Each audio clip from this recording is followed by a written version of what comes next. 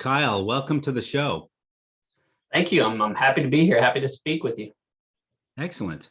Some people that I interview for the podcast, I may have known them 10 years or maybe just 1 year, and you and I are just meeting today.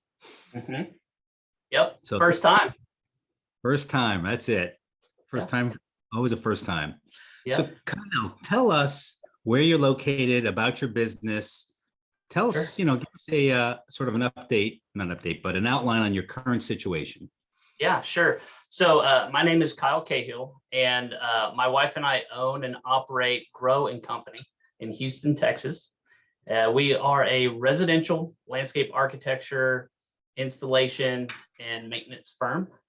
We service high-end residential, some select neighborhoods here in the Houston area, and we focus primarily on really good design work that takes into, I'm a horticulturalist by trade. I studied horticulture, so I'm a plant nerd. So we really have plant-driven designs, and that's what I feel like really makes our company unique here in Houston. Is just the depth and breadth of what we can plant here in Houston, and sets us apart. My financial planner from Connecticut, that's where I came from before I moved to down south here. Uh-huh. He just built or bought a second home in Houston. Oh, nice. And he plans to retire there. Seriously? Yeah, That's his kid, cool. I think he has 2 kids, or he has a kid, and his wife, or second wife, has a child there, and he was there all winter. I'll have to give him your contact info. Hey, this turned into a sales meeting. That's perfect. Yeah, that's great. No, that's great. You don't typically hear people retiring to Houston just because we are about to get into the brutality of the summer and the heat and the humidity, but we don't have any snow. So there's that. At least maybe once in a blue moon we will. So. Well, he was down there in the winter. He went back up to Connecticut. He's still active. Okay. He hasn't retired yet, but Sure. He plans to work more and more remotely from Houston. I'm also hoping to make it there. I understand that you have a good car racetrack there, and you're not too far from New Orleans. So, yeah, no, not too far from New Orleans at all. I love New Orleans. Love to go as often as I can. Yeah. There you go. Yeah, the first time I went to Houston, I was at school here at Tulane, and we had a hurricane, and so I don't know why we came up with the idea, but we just went to Houston. We got in the car and drove to Houston. Yep. There was a Grateful Dead concert going on at the time. This is a long time ago. Mm-hmm. And that was my first visit to Houston. Oh, that's awesome. Where did they play? Do you remember the venue? Seriously, you're asking me that question? No, I don't. Oh, bummer. Okay. All right. It had some walking tunnels. I remember to go from the venue, we had to walk. There's kind of long passageways to get to the parking. So it must have been downtown then, because there is a tunnel system downtown that not too many people know about below all the skyscrapers, because you wouldn't think anything being subterranean in Houston, but it's actually a cool little spot. So yeah. Maybe. Yeah. So cool. It caught my attention looking at some of the details about your business that you've really grown pretty darn fast. You're going to be what, over 5 million this year? Yes. Yep. And that's, yeah. So go ahead.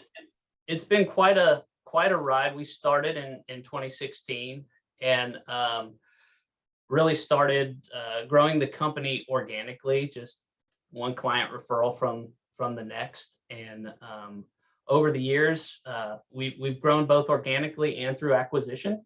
And so that has really fueled some significant growth in the company.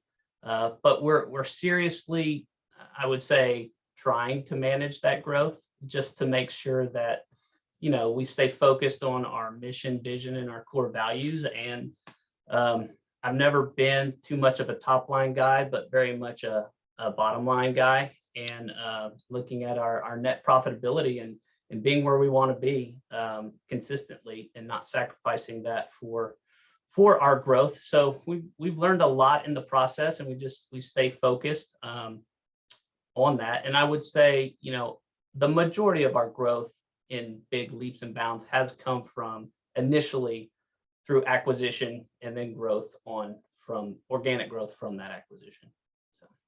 So before we dive into that, take us back even further. How did you get into the industry?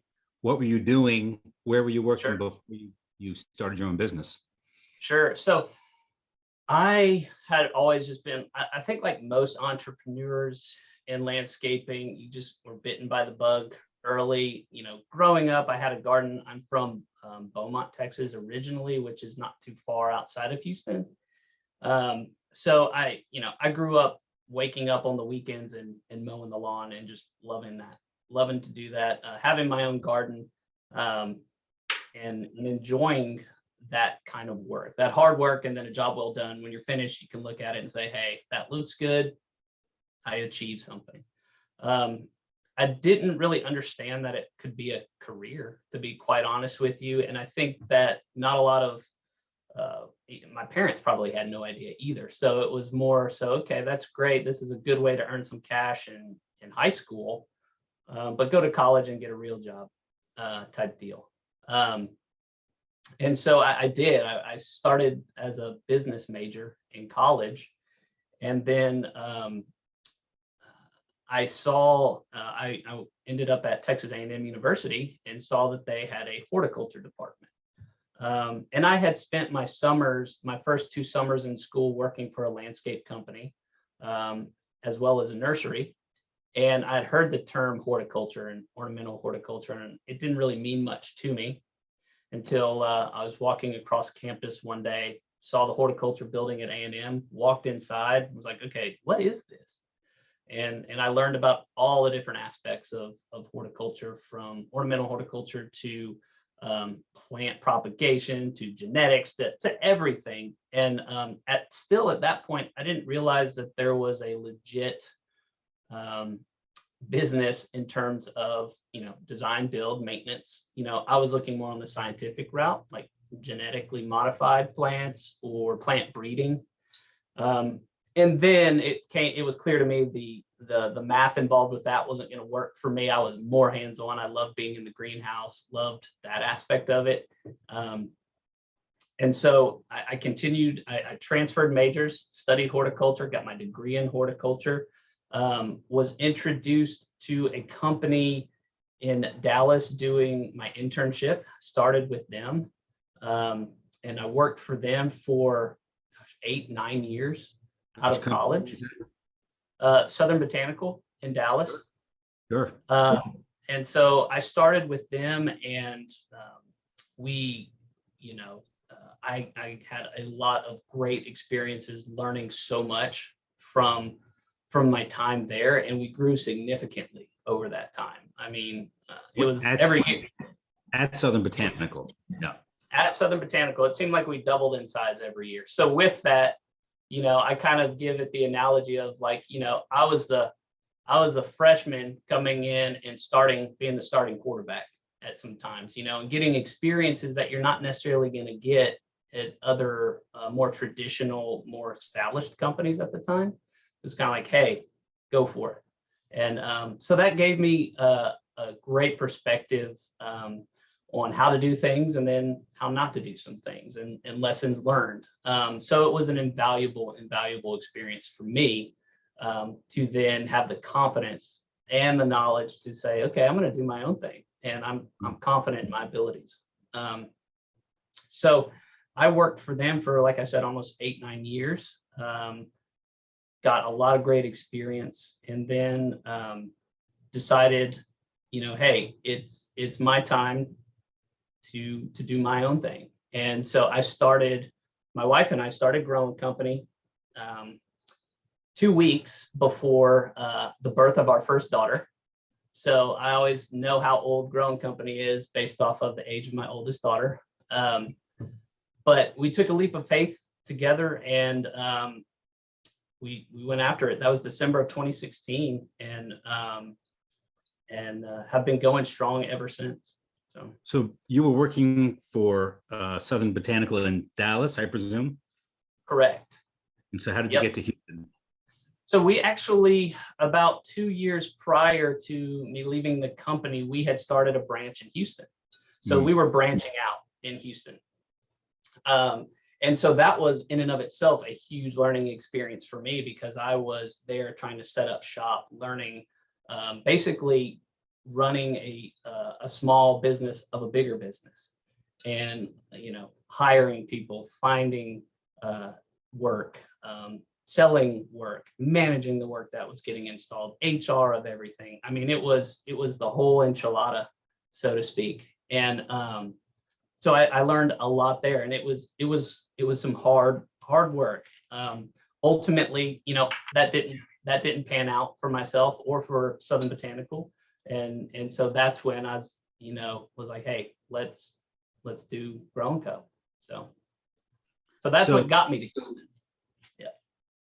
Jason, the founder of Southern Botanical, I did a podcast with him a year or two ago. If you go back far enough on my feed, you'll find that podcast. And some people said it was one of the best ones I've done.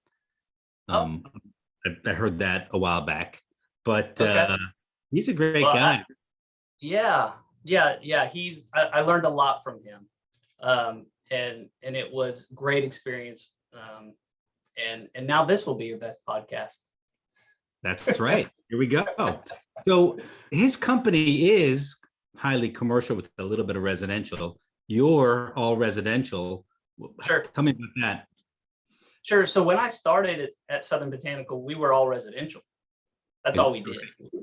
That's all we did was high-end residential. And so that's where I cut my teeth in the business. That's where I started off in the design build portion of that as a project manager, and then worked my way up to running the department. And at that time, as I got to the director role of that department, we were doing both commercial and residential at that point, and doing about 15 million annually in sales there, and installation. So yes, I really cut my teeth in residential, and then Southern Botanical was and has very much transitioned to more of a commercial based services. I believe they still do have a significant chunk of residential. But yeah, Southern Botanical did a lot of high-end residential. Yeah. The name even sounds high-end residential, doesn't it? Oh, absolutely. Absolutely. I mean, it was certainly a transition, a learning phase going from residential to commercial. So, because they're totally different businesses. So back to your business. So how did you start? Like I heard acquisitions. How did you build the first footprint of your business? Sure. So when I first started Grow & Company, it was, I had gone from running a department that was, doing almost 15 million annually, and then transitioning to Houston and building a company within a company, essentially. And then I hit the brakes. It was like a great reset. And I went back to the basics. I mean, I was the crew, and I was the guy selling the work. And my neighborhood that I live in here in Houston was a fantastic incubator for me, because I had a lot of neighbors that were very supportive and like, hey, yeah, come on. I was installing seasonal color myself. I was doing maintenance on small homes myself, doing, just mulching, just trying to get myself out there, get back to the basics, build myself back up from the ground up, essentially. And from that, I was able to hire, within the first year, I was able to bring on a crew. And so I had 3 people working for me by the end of the year. And I think in our first year, we ended up doing just over $300,000 in work. And I was officing out of my house. I had a dumpster in my driveway, and I had, it took me about 6 months, but I finally bought a truck and a trailer and had that in my driveway. And my neighbors in my neighborhood who had been so supportive and a great incubator for me and my business basically got to the point they're like, Kyle, we love you, we support you. You need to get out of the neighborhood, because coming and cranking up a diesel truck at 6 a.m. and that's just not going to work anymore. And so I was like, I hear you. I'll find a place. And I wasn't really sure what I could do, what I could afford. And so that began the search for me to find like a piece of property where I could like park the truck and have the guys show up. And I was buying some plants one day at the wholesale nursery, and I asked my nurseryman if he knew of anybody who would let me like lease a corner of the property. And he had introduced me to a company, Glauser McNair, that had a spot, but he told me, I think they're trying to sell the business. The guys have been in the industry since the 70s, and they're really looking to just sell their business and get out and retire. And that to me was something I just like, I can't do that. Like, I can't buy a business. That's not in the cards. You know, I'm building this thing like one block at a time and watching, every penny. And I'm like, I don't know how I can do that. It was that next week, my neighbor's like, no, seriously, Kyle, we can't have this anymore. You got to find a spot. So I was like, okay, I'm in kind of a bind. I'm just going to call Danny McNair of Glauser McNair and see if I can just move out there. So I just cold called him one day, and I said, hey, my name is Kyle Cahill. I have a small company. I need a place for to stage my material and have my guys show up. Would you be okay with, could we talk about that and what that would look like? And we had breakfast the next morning with his partner, Robert Glauser. And it was, I wish I had met these guys 20 years ago. They're just salt of the earth, great values, took care of their people, took care of their clients. They just got to the basics, and they just did that really, really well and had a very successful business. And I moved in, I say we moved in together before we got married. So I moved in with them in December of 2017. And then over that next 6-month period, we kind of got to know each other. They felt me out, I felt them out. I was able to get a firsthand look at their business and how they conducted business and their clientele. And they had a very exclusive clientele list. The late President Bush was one of their clients. Some prominent Houston families were and still are our clients. So it was a great opportunity, and it was in high-end residential, which I knew. And so in June of 2018, I fully acquired their company, and we've just gone since. And from that point, Wait 1 second. So how big were you then? 300,000? 300,000. And how big were they? They were close to 2 million. Okay. Keep going. So yep. So, that first day, Grown Co went from 3 employees to 25 the next day. And they stayed on board with me for one of the partners stayed on board for a year, and the other, Danny McNair, stayed on for 18 months to help that transition. Those are what I learned is, they had employees that worked for them for 25 years. They had clients that have been their maintenance clients for 30 years. They just had these, that was kind of a little bit of my concern, is like, hey, I'm the new guy. I'm not you anymore.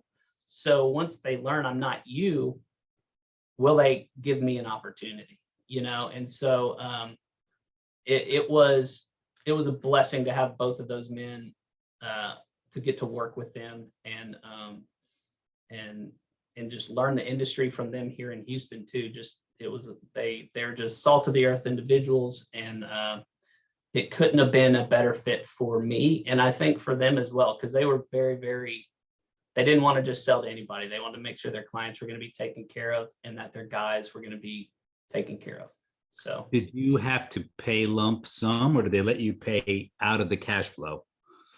So I paid lump sum. From my perspective, I wanted it to be like a clean cut, like day one, here it is. And so I financed the deal that way to where I could give them a lump sum so that, there was no, it was black and white. It was black and white. Yeah. Was that, to use Shark Tank parlance, was that a friends and family financing? Did you borrow the money or did you have the money saved up? I wish I had that saved up. No, that was a friends and family deal. Yep. That was straight up support. And they, and I couldn't have done it without them. I would say more family than friends. But yeah, so that's how that was done. Okay. So what happened? So the first year must have been, it was, I'm going to say easy, but they're there guiding you and then they leave. Yes. What happened after that? So, yeah, I wouldn't say it was a good transition, not only for getting to know the clients, but it also helps me learn their business, learn what I needed, learn, okay, what positions. I mean, these guys, they ran a very low overhead situation and they weren't looking to grow. They had the money that they made. They were great with that year over year. They didn't need any middle management. They could manage what they wanted to manage. And I knew I wanted to grow, because I had a family. I couldn't manage everything. And I was now acquiring a business that was run by two people. I couldn't run it myself. I needed support. Yeah. So the first thing I did was I started evaluating, okay, what's the structure of the business going to look like? How am I going to build this thing? What pieces do I need to bring in? And one of those first pieces was I needed a software. I needed operations software. The way that it was paper, it was all paper and pen. And then, so I needed to say, okay, I need to figure out how we do that. So I need to bring in a great partner operationally on the software side of things. And then I need to start finding personnel who's going to help me grow and develop this the way that I want to do it.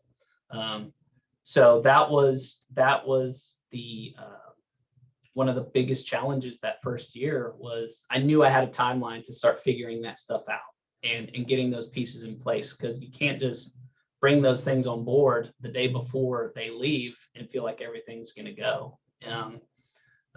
Because I also had to now make sure I was the one selling all the work going forward, since they weren't going to be selling it. So that first year was a lot of like structure and foundational building to make sure that when we took those training wheels off, we could go.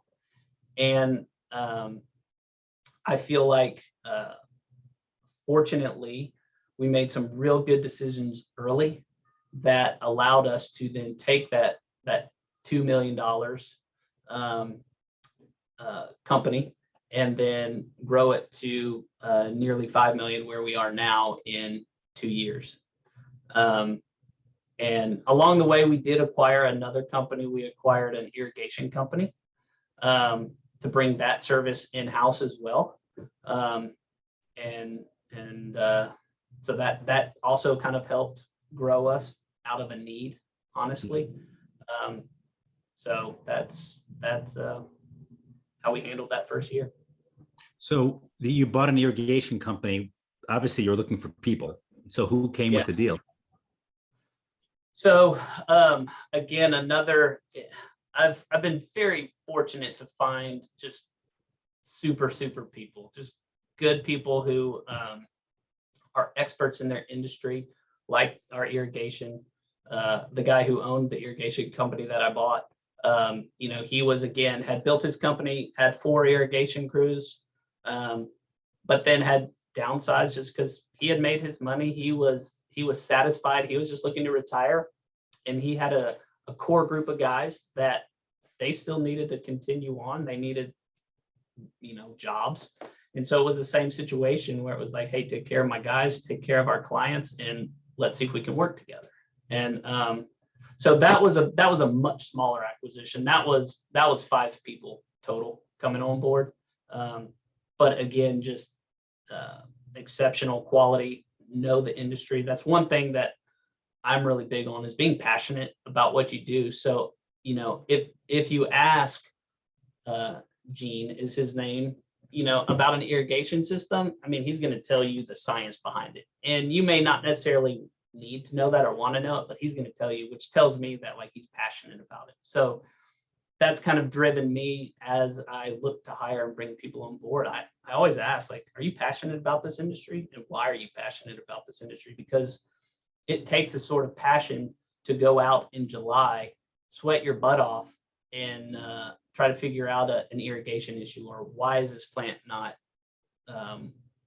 why is it struggling, or dealing with clients with expectations. It just, you've got to be passionate to do this job. And so that's been a really, really big thing for me. It's making sure we have people with passion. If you're going to do irrigation in Houston in the summer, you better be passionate. You better be super passionate. Yeah, you're exactly right. So Yeah. did those irrigators and leader stay on board? They did. Yep. They've stayed on board. As a matter of fact, this is Gene's last week.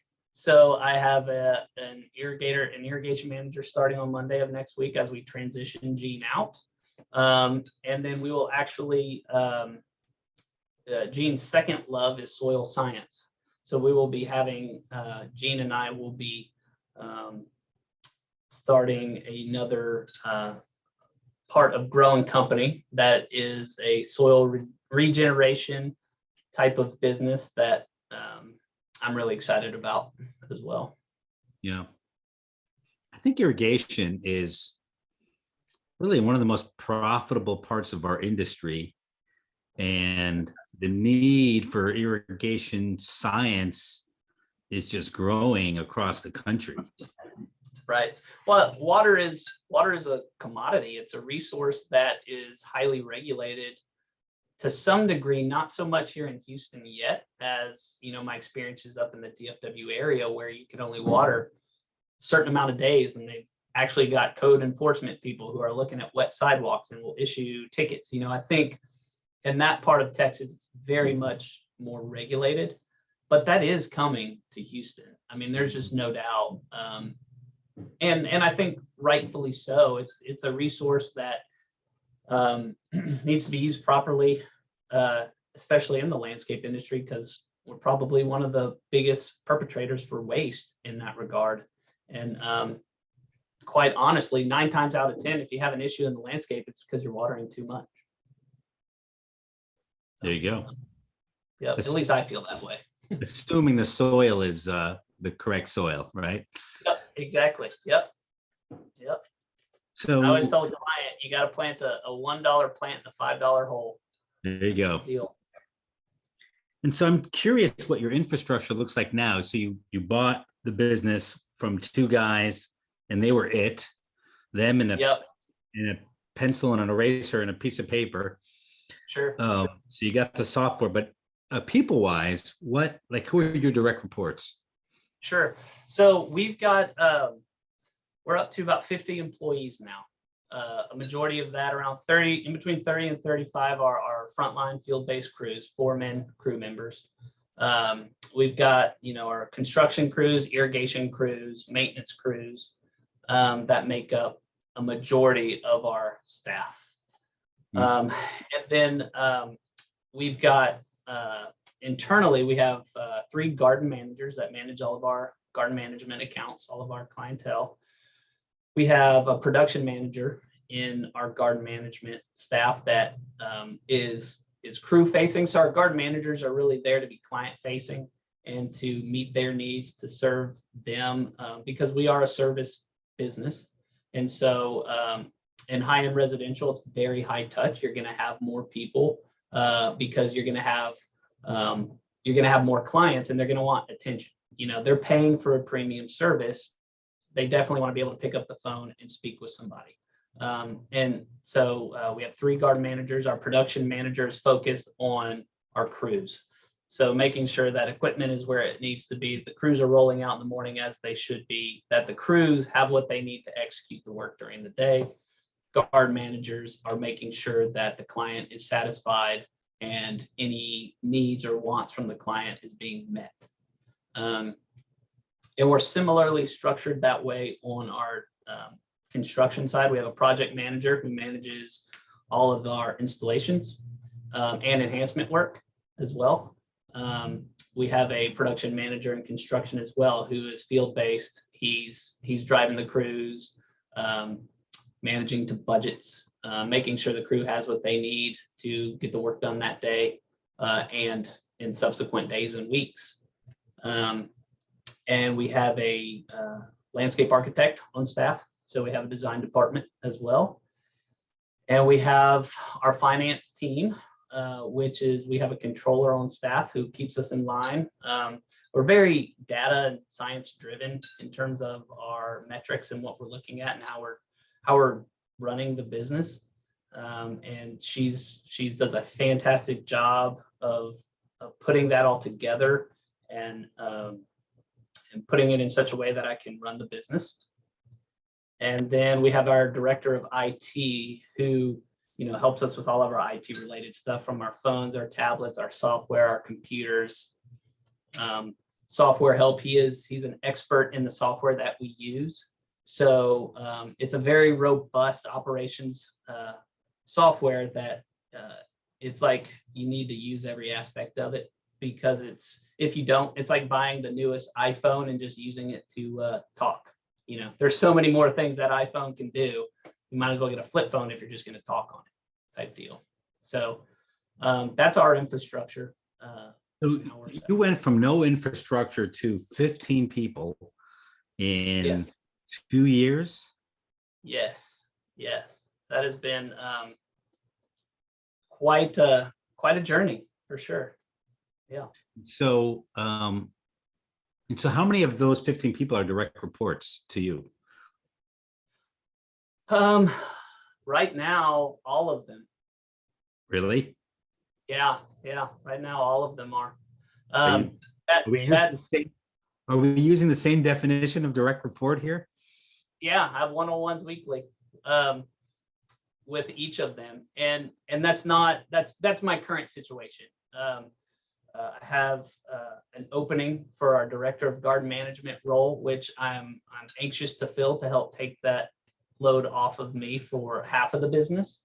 But my goal this year is to find those right leadership roles, put those right people in place, either if it's coming internally or if we're looking externally for that, so that my focus is less in the business and on the business.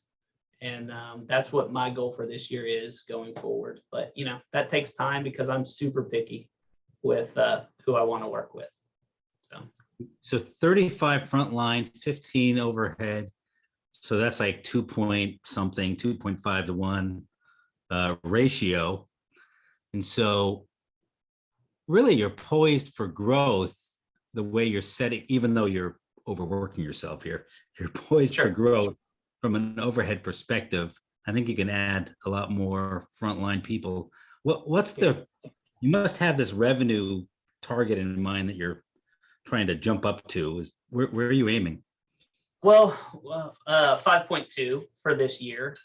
And we do have that. Again, one thing that's very unique about my business is that we are exclusively a time and materials operation. And that was not how I was born and raised in the industry either. I have worked on certain contracts as time and material, but I've never operated as exclusively that. And that was something that was kind of ingrained with me with Danny McNair and Robert Klauser. That's how they did business. And, they were guys who'd been in the industry for 40 years here in Houston. And they finally got to the point where it was like, hey, if we're going to do our work, we're going to get paid for it. And I do see there's a lot of times in our industry where either the client is losing or the contractor is losing. And, either you're putting in too much or scope wasn't defined enough. And so somebody's really getting left out somewhere. And so in all this growth, we've really taken on this.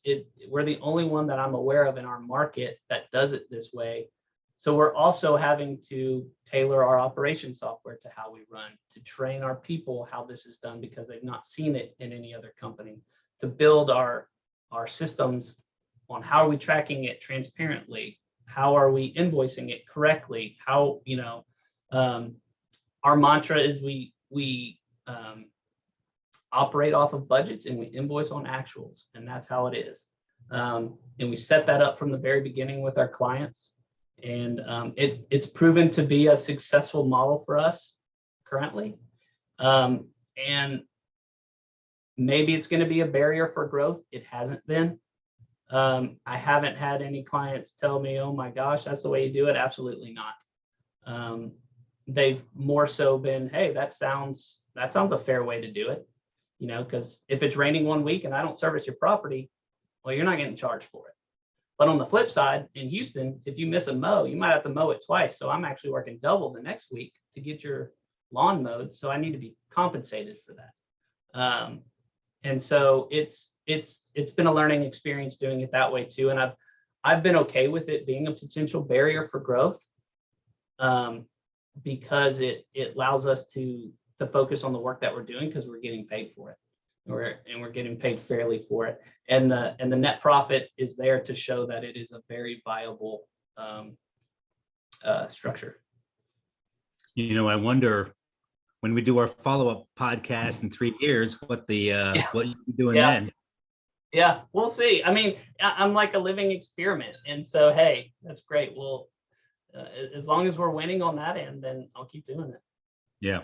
I tell most of my clients, unless they can show me where it is working, I usually show them how to offboard from time and material to fixed rates. But I won't dive into that here. But I will tell you, Jeff, one thing where it was a huge benefit to us is with supplies and materials going up and up and up incrementally. That's not anything we've ever had to worry about.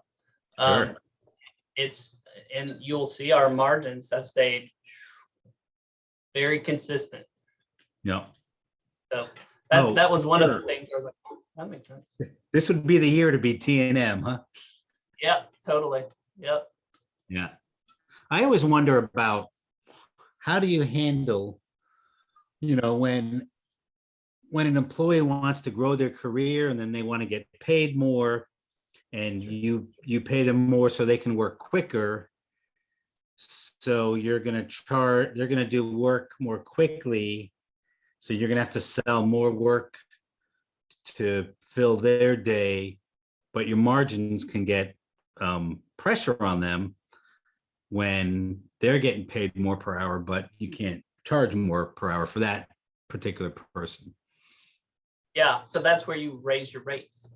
So your idea is if you have more tenured people, your work is more a premium and it's done well and it's done better. So you should be able to get more per hour for the work that you're doing. And so that's how we've done it so far, because you're absolutely right. Yeah, you keep raising your staff, but you keep your prices the same. It just does that. It makes no sense. So, I mean, we budget annually. We look at what our labor rate needs to be based off of our raises in the given year and inflation. We adjust accordingly and we set the year off that way. And we give raises once a year. So we know what our costs are going to be labor-wise there. Overtime is one, obviously, that does bite you in the butt unless you got to manage your overtime, because that eats into your profitability right off the bat, because we're not charging. Typically, if a guy's working 40 to 45 hours a week, we're not separating those 5 hours as a different charge. But it has to be in the budget. Yes, it has to be in the budget. So we take that into account. And one of the other things that it's really done for us is even all of our indirect time is invoiced out. So when our crews are here in the morning prepping or in the afternoons unloading from a job, all that work is a byproduct of the work that we've gone out and done. So that work should be invoiced. And it doesn't mean we don't manage that work, and it doesn't mean we don't manage our indirect time, because we still, if you came to me and you said, hey, Kyle, I'd love you to maintain my yard. Well, I'm going to give you a price. We have our production rates and I can tell you how long I believe it's going to take. And when I set that expectation, if I double that, you're going to be pissed off, you know, like just because it's not a blank checkbook, we're operating on budgets and we're going to invoice on the actuals. Because the idea is if you come outside one day and you're like, hey guys, I need you to spend an extra like 30 minutes over here. Absolutely. We're going to do that. We're not going to have to call our manager. We're just going to do it for you. And you're going to know, hey, they'll do it for me. I'll pay for it, but they'll do it for me. So, yeah. Well, we'll have to circle back in a couple of years here and yeah, for sure. see what's going on here. Excellent.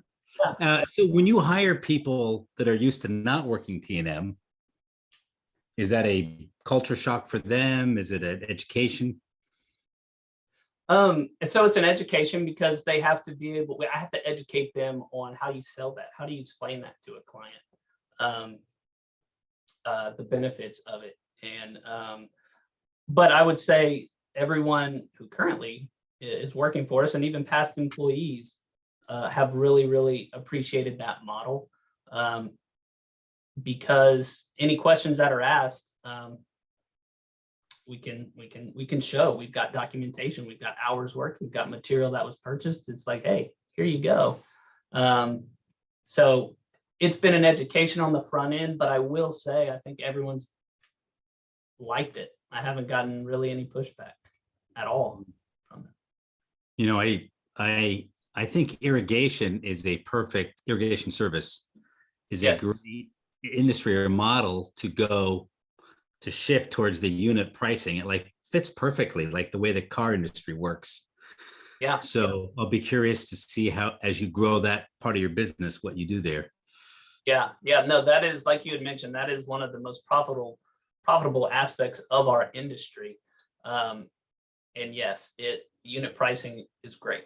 It's great there. Now, in Texas, given the tax laws, irrigation always has to be the oddball, right? So we have construction and then we have our service. Our service is all T&M. Construction does have to be done on a lump sum price based on sales tax for the state of Texas on how we do it. Yes. Okay. Interesting. So that we pay sales tax at our point of sale and we do not put tax on our labor for new real estate. So all new construction jobs, we have our designs, we build the budget off of that. That is the one that we have to stick to just because of tax purposes. Okay. Yeah. It's like you got to mix and we'll see where you end up. So it's interesting that, so you said 10 or $15 million branch. The last year I did it, it was up to 15. So they say, like, if you take a billionaire and he goes bankrupt or she goes bankrupt and loses their $1 billion, that they'll grow right back up to becoming a billionaire. They just know how to do it. And so do you think the same is true for you, that this business will quickly get to $15 million? Gosh, I don't know. And I don't know if I want it to be honest with you. It's also about a balance for me. And I think I'm a workaholic on one end, but I also, life is short and I value outside of work. That's why it's good that I love what I do, because to me, I love building teams. I love running a business. I love horticulture. I love landscaping. So coming to work for the most part is enjoyable. We all have those horrible, crappy days. But I've been asked that question by some of my employees in terms of, how big do you want to get? And my response right now is I don't have an ultimate goal. I don't have a number. What I do know is that I want this company to be foundationally set up and run well, so that if we do decide, hey, let's go for 10, let's go for 15, maybe we go for 50, that we've set up the foundation, we've gotten the operation software that can scale with us, and we can still do the work the way that we want to do it. So at some point, I think there's always those levels that you have to jump up. You get to 5 million and it's like, okay, to get to that next level, it's going to require some heartache and some pain to get you there. I think I'm going to just make that decision as we go. I predict that you'll get there. That you will go there. at, Yeah. at least to 10, and probably Yeah. by then, with inflation, that will be 15. Yes, I'm sure. But because you have all these direct reports, you have a lot of overhead. Once you fill in with executives, you're going to have the infrastructure to go there pretty easily. Yeah, and I think maybe that's subconsciously what that foundation is building for, and then we go for it. So yeah. Yeah. You mentioned to me offline that you have a good social media presence. Explain to me what you're doing there and how that's helping. Yeah, so social media, I'm a millennial, and so I do remember times prior to the computer, and then most of my life growing up with technology. So technology to me has always just been second nature, and a lot of my friends and family, we just it's something, it's innate, and I feel like there is a science behind social media, and a science behind your brand and your presence on a social media platform, be it LinkedIn, Instagram, Facebook. What are some of the other ones? We don't do TikTok, Twitter, things like that. And it's also one of those things that's very interesting to me because it has such a, not that I want global, but like national impact, because you can reach people across the nation, and that's great for potential employees. Interviewing people that have said, "Oh my gosh, I started following you on Instagram and have followed you so far. I love what you guys are doing." And that becomes a huge tool for me, not only in my market, but potential other markets. And it's been a slow process because you have to be really, and for us, we're very calculated in how we do it, approach it for each type of social media. Your brand and what you're trying to have people understand about you is different for all those platforms, and you use it differently. But it's also kind of the same. You're trying to get people to know you and your brand, and branding is huge for us as we become more established here and people get to know us. I've got just a fantastic marketing manager who, she's younger than I am, and I think she probably doesn't remember prior to computers, but she just gets it. She's really good at it, and it's fun to, before we were here, we were on property taking pictures, and we were talking through our marketing strategy for the rest of the year, because oh my gosh, it's already June. We're almost halfway through the year. But looking at how we're going to continue to grow that online presence, because we can reach so many more potential clients. And nowadays, it's almost the clients will be there off of referrals. It's your potential employees. That next generation is really wanting to see, what is your social media presence? What do you look like as a company? Let me learn more about you. If you can't find that, you're not going to hire the younger generation, in my opinion. It would be very rare.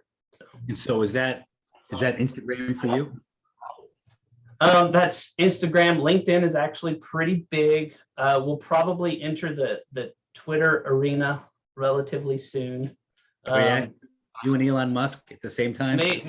Me and Elon, I've been talking to him. He's going to set us up real nice. No, it's just, I think the more that you have, because I've got really good friends and colleagues who are big on one platform, don't care for Instagram, but boy, they're on Twitter.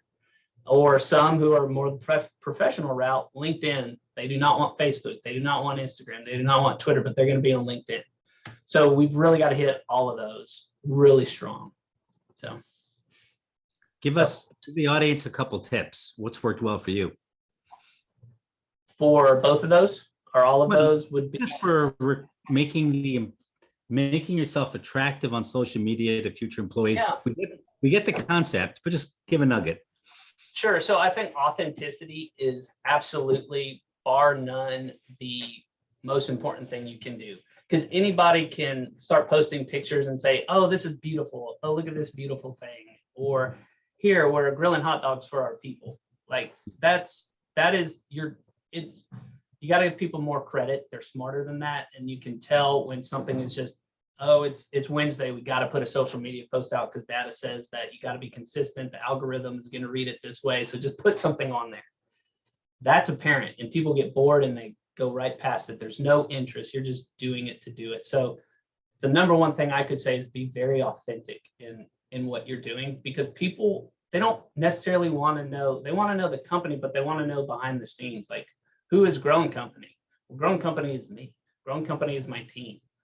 Grown Company is my wife. So how do we stay authentic and professional at the same time? Because, you know, I also value my privacy. So it's not that I'm trying to have everybody in my personal space, but authenticity, I think, is the name of the game. And so authenticity to you means behind the scenes, means like, what does it mean? I guess we have to follow you to find out. Is that what you're saying? Yeah, you got to follow me. You got to follow me. It's subtle. I will say I do believe it's subtle, because yes, you're still going to see posts and comments about, oh, this is beautiful, but you know, how did this work? Who was behind that?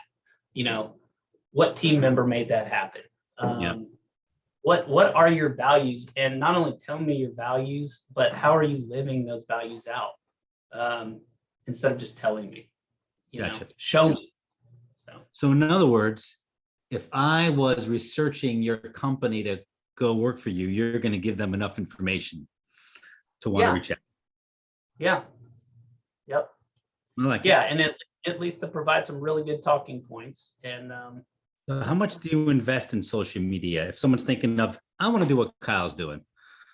Granted, they don't know what you know, but if they could hire people to get there, what would they invest? Gosh, you can spend a ton of money and waste a lot of money on this. I've spoken to some very reputable firms, and you can spend a lot of money, like to the tune of $50,000 for marketing campaigns and things like that. Like, it can be super expensive. That doesn't make sense. I can't afford that. So I've go ahead. But you do have a full-time marketing person, correct? No, she's part-time. No, part-time. She's part-time. She's a mom. She's extremely talented. Works, doesn't come to the office. I mean, she came this morning when we do photo shoots. But I've found a very unique situation and a very fantastic person who fits us. Okay. And so, but I would say I have shopped around and asked questions of big firms, and I don't have experience with them. I got experience by getting proposals and said, holy cow, yep, we can't do that. Yeah. So right. You can. I would also, yes, be very picky, because again, sometimes those big firms can post that stuff that's not very authentic because you're not in control. That's another thing. I touch every post that we do. I approve every post that we do. I let somebody else control. I let somebody else be creative with it, but I've got to make sure that same consistent message is coming out. I know we only have like a couple more minutes here. Give us your prediction. Give us a prediction or two for the landscape industry for the future. So I'm extremely bullish on the landscape industry in Texas in particular. So that's what I can speak to, and that I will speak to, because I feel confident in that. I see I know the certain types of uncertainty in terms of what's going on in the world, but I feel Texas is such a desirable place for the coasts to come in.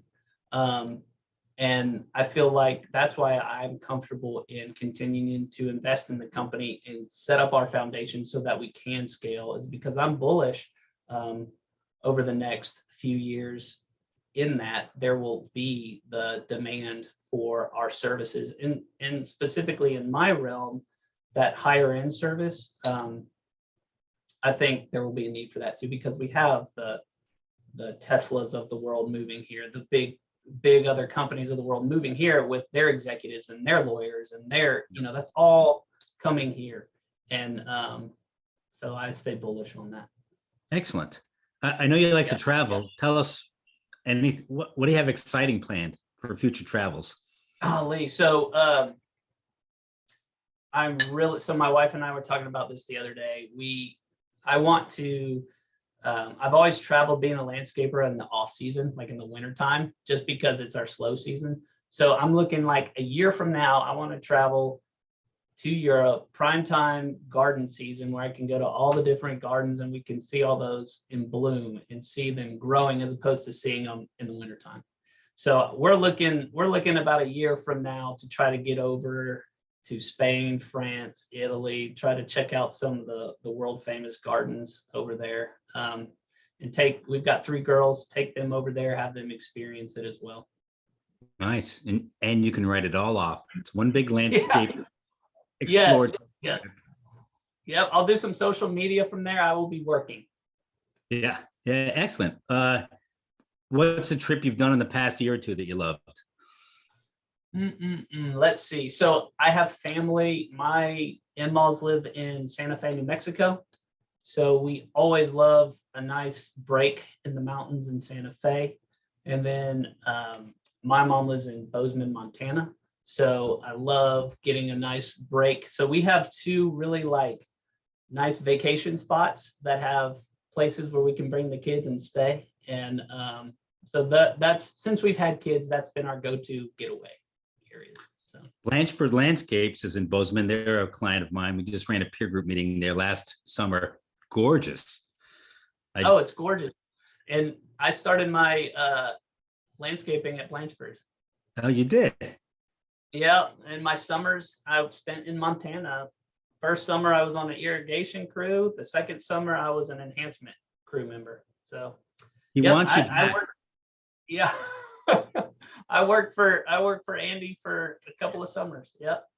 He lives in Germany now and runs his company from Germany. That's what I heard. That sounds pretty cool. He used to live in Japan. Now he lives in Germany. Oh my gosh, that's amazing. Kudos to him to be able to do that from across the world. Yeah. So it is gorgeous. Santa Fe, I don't think I've been to. That's one state I have not really visited much. I hadn't growing up, and I was really introduced to it from my wife's side of the family. And my in-laws retired there. It's fantastic. I love it. It's a very art-centered culture, music. It's laid back. I like it a lot. It's very.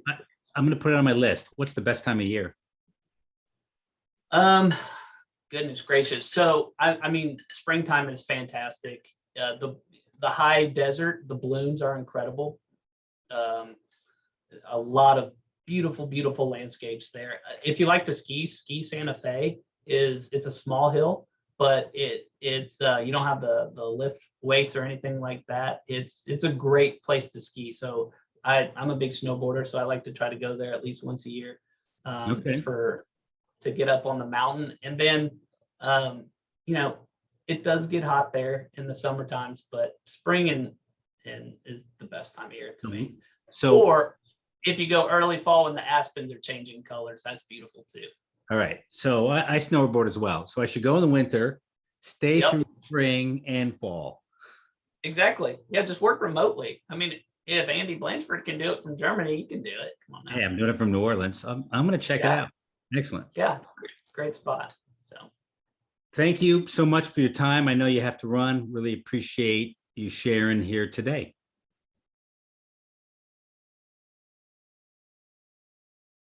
Well, we didn't hear any of that last thing you just said. Maybe is it me? No, it must be on your end. No, you're on mute. It says, Kyle, did you put yourself on mute? I was trying to do such a smooth goodbye here. No, you put it on off mute. Well, listen, I'm gonna assume you're saying you had a great time here, and we really appreciate you sharing.